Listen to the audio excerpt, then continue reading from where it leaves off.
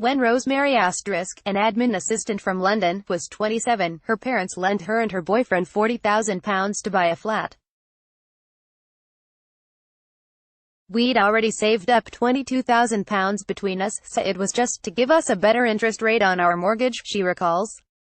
"We were really grateful, but it didn't feel that unusual.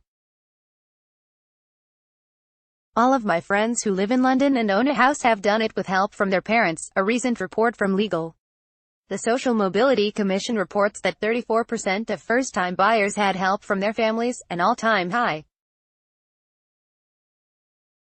But what happens when these parents decide they want their cash back?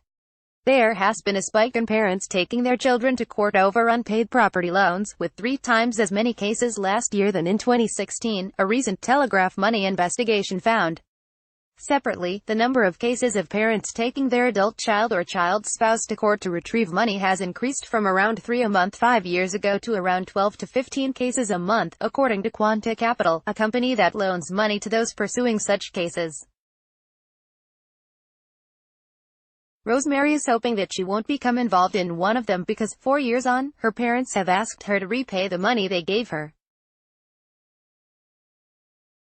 "My dad was made redundant a few months ago and is struggling to find work, and my mom only works part-time in a cafe because of health issues, so they're struggling," she says.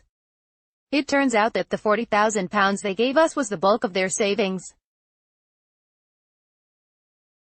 My boyfriend and I have done some sums and we've worked out we would have to completely overhaul our finances to pay them back.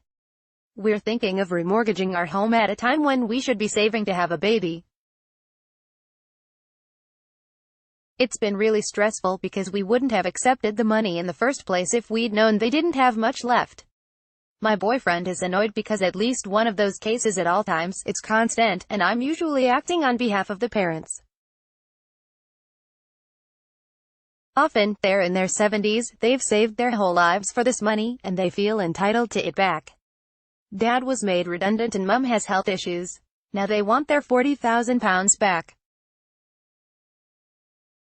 The reason these cases end up in court with a big legal bill is that it's difficult to provide evidence of the intention behind the money," adds Pepper. "What does it mean when parents say, 'I'm going to help you out'? For the mother and father there might be the understanding that this is a short-term loan with no interest, but maybe their daughter assumes it's a handout, and so doesn't expect to pay it back." This was the case for Audra, 50, a solicitor based in London, who became embroiled in a bitter court battle with her father in 2018 after they reportedly had a falling out.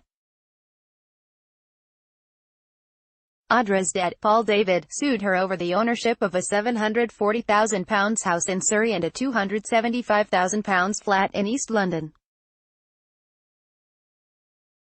He claimed to be the beneficial owner of both, despite them being in his daughter's name, because he had stumped up the deposits for them and either funded or made contributions to their mortgages. But the judge found in favor of Audra, saying, "It is desperately sad to see a previously close and loving family having fallen out so spectacularly.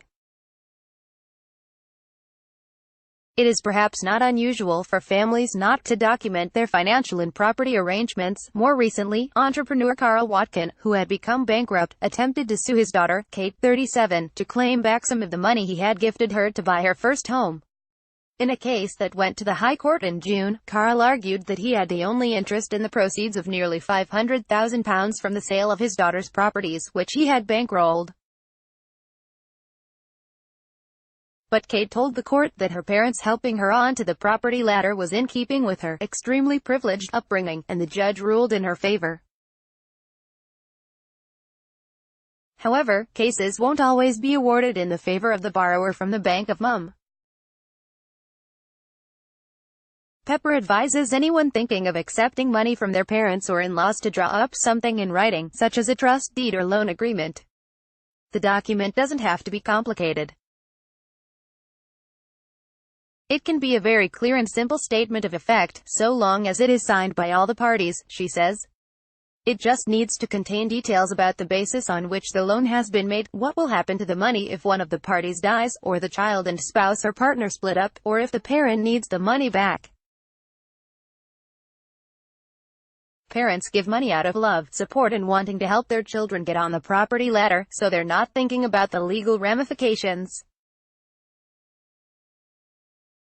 But circumstances can change, people can fall out. It is much, much cheaper and less traumatic to sort it out at the outset with a legally valid document, rather than waiting and ending up in court.